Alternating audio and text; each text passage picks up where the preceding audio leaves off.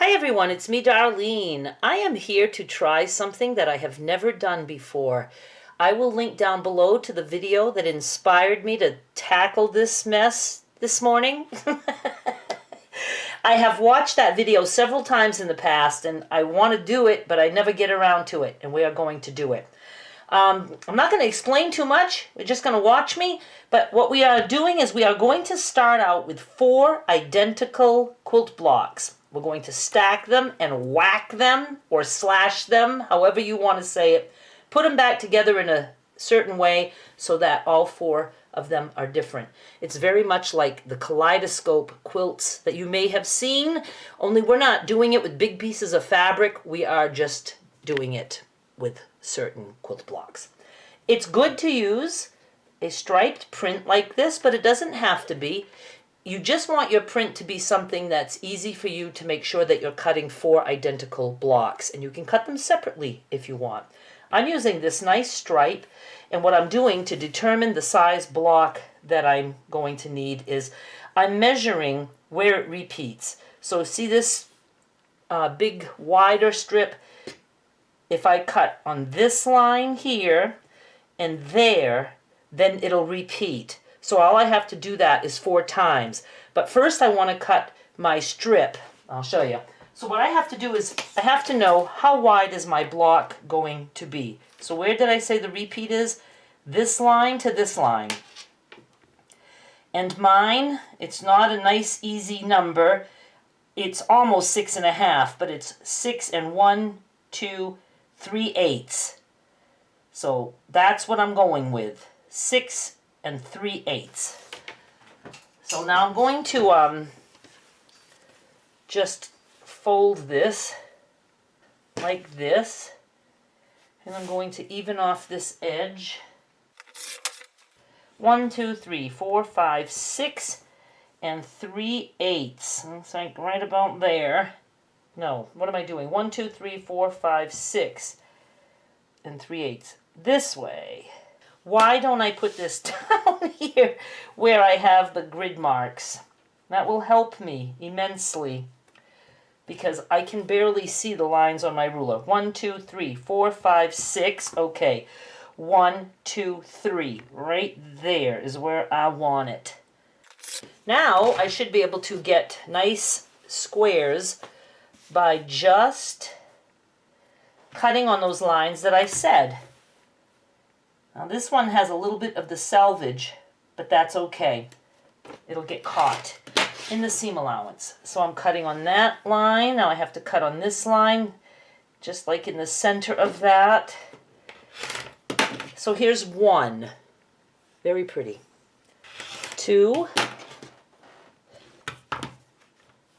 I love these striped fabrics so much. 3, and now obviously you want to cut them individually so you make sure you're getting it right. And if you make a mistake, you didn't screw up a whole stack. Okay, I'm just going to press these a little bit. Now for the fun part. I am going to stack these on top of each other. And since we've already cut the blocks, it's going to be very easy to just match that print up. I don't know, how exactly perfect it has to be. I'm sure it doesn't have to be perfect. I don't think anything has to be perfect. Okay, all 4 of them. And I'm kind of taking this too seriously already. I'm just going to do the best I can.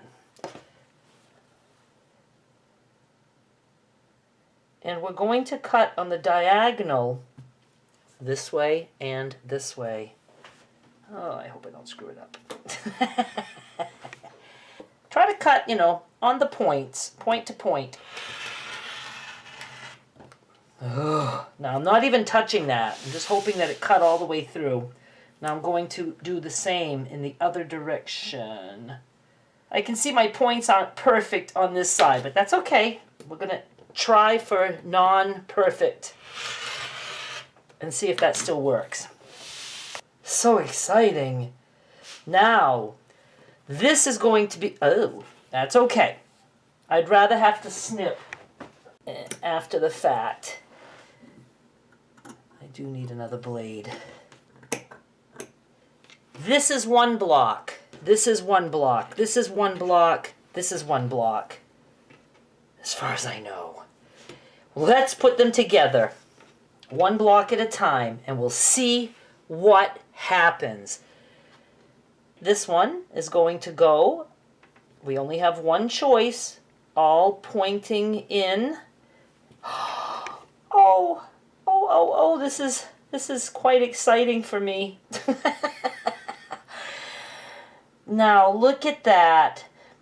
You know, when we sew this back together, that little square, which is like perfect right now, let me see. It's not going to be, because it's going to be, you know, caught in seam allowances. But I think that's going to be very nice. Don't you? I'm going to sew this together, these two together. And then I'll send these two through. Let me do that. You guys, you have no clue how excited I am about this. Okay, see, our little square is going to close up. But that's okay. Oh my God. All right, now I'm just going to sew these two together. Now we are sewing on the bias. So, you know, just don't tug on your fabric. And I didn't finger press. I just gently pressed with the iron. Right there. Certainly not perfect, but it is beautiful. Oh my goodness. Now, of course, we can trim these little dog ears off.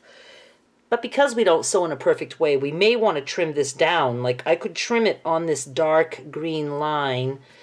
And then they should all come out about the same. Let's just make the next one now. Here's the exciting part. This one is supposed to look way different.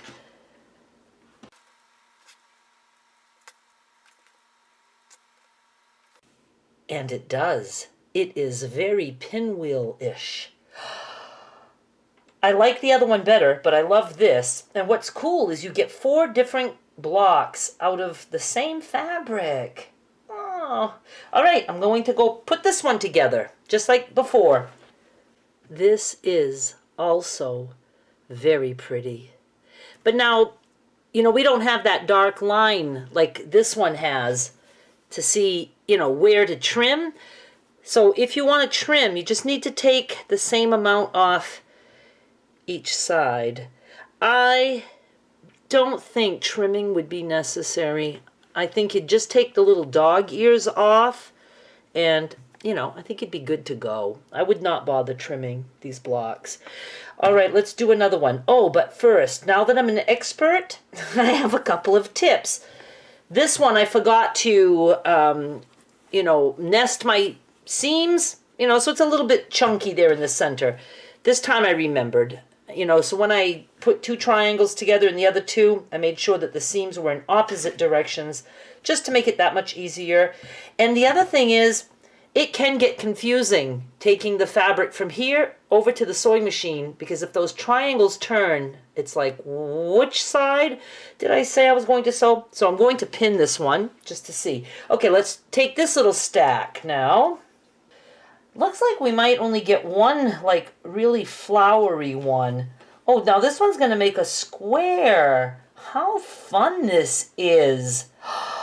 Look at that. And again, we're going to have seam allowances involved.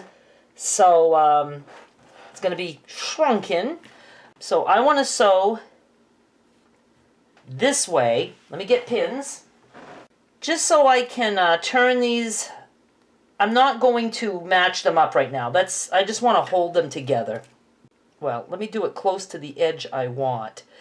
Okay, this makes no sense. I'm going to put the pin along the edge in the same direction as the edge, because I like to come in and start from here, this point, and not this little flimsy point. So I know this is the edge. When I get to my machine, I can take the pin out and just straighten that out, and I won't be as confused. I think I made you very confused just now. Sorry.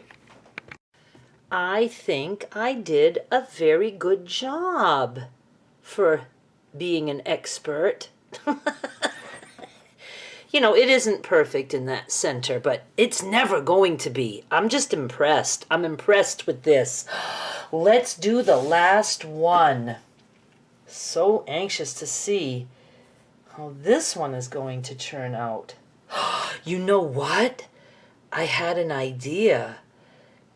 With the rest of the fabric, like if you want to make a whole quilt with all the same print, you could still cut 6 3/8, but start in a different place. You could even start in the center of a strip and then do the repeat that way. That would make 4 totally different blocks. There might be a little bit of waste doing it that way, but I don't know, whatever. Like I said, I'm just going to have a lot of ideas now. Okay, we're going to have another pinwheel. Like that. Let me slap that together. And what I was trying to say before, which was very confusing, just mark the line that you need to sew on with a pin, with a clip, with a sticker, whatever it takes for you to know that this is where you're sewing.